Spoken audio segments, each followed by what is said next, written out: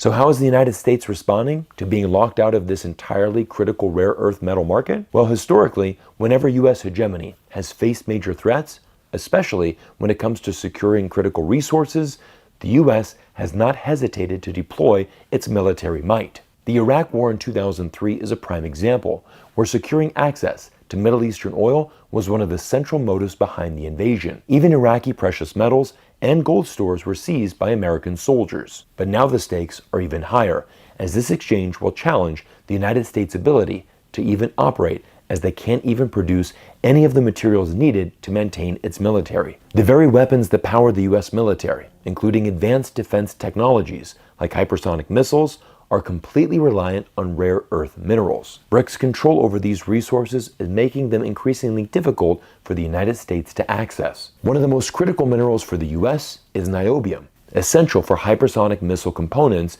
due to its ability to withstand extreme temperatures. The U.S. Geological Survey has identified niobium as the second most critical mineral for U.S. national security. For that reason, the resource is aptly named more valuable than oil.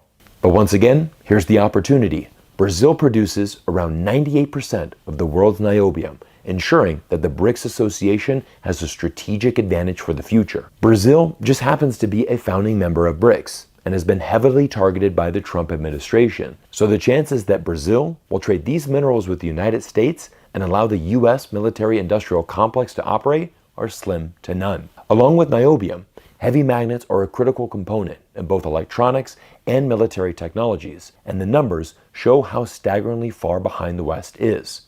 The most glaring is in the processing and manufacturing of heat-resistant rare earth magnets, which are vital for mechanical engineering, aircraft engineering, and all modern electronics. China holds a near monopoly on the processing of rare earth metals, with its refineries producing over 99% of the 3 key rare earth elements needed for heat-resistant magnets. In terms of production, China manufactures at least 200,000 tons of rare earth magnets annually, while the combined production of the US and the EU is less than 10,000 tons.